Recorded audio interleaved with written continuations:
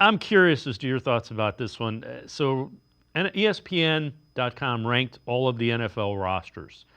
They ranked the Ravens 1, the Eagles 2, the Lions 3, the Panthers 30th, the Browns 31st, ahead of only the Saints.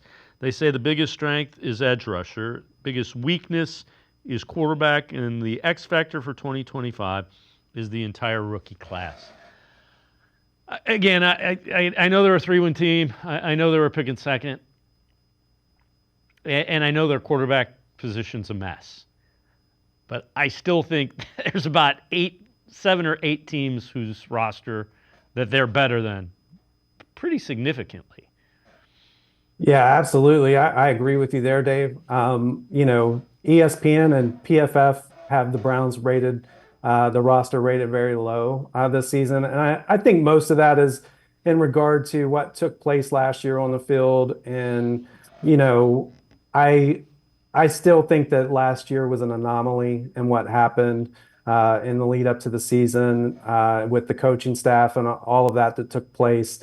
I think that this team is there's still a lot of talent here and players here that, helped the Browns make the playoffs in 2023 when they won 11 games. So I definitely don't think that the Browns are near the bottom of the league. I certainly understand that there are question marks in regard to the roster, especially at quarterback, which we know is the most important position. But I mean, when you look at the position groups overall, I think the Browns have a top 5 defensive line. I think that the secondary overall is probably more so in the top 10. They've got Pro Bowl talent at tight end, Jerry Jeudy on the roster as a legit number 1 wide receiver who had over 1,200 yards last year. And, the rookie class, I think, is definitely going to turn some heads this season with their performance. The Browns are going to count on those guys, and I think those guys are capable of producing on the football field for them this year in year one, which is a little different than what we've had in years past. So I think things are looking up on the roster overall. We just have to solidify that quarterback position overall. And, in my opinion, I see the Browns very kind of middle of the pack without the quarterback. And if we could get a quarterback to play pretty well, then you could consider the Browns closer to a top 10 roster, in my opinion. Yeah, the quarterback cannot be a detriment.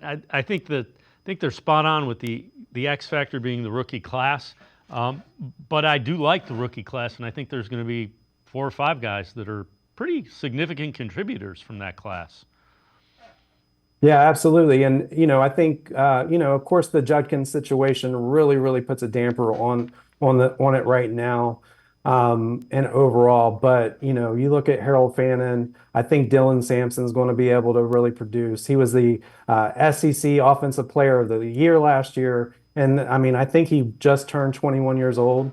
So both of those guys will certainly help out on offense. And, yeah, Mason Graham in the middle of the defensive line. To hear Miles talk about Mason Graham earlier, that was great to hear. And I think that he's going to do a great job as well.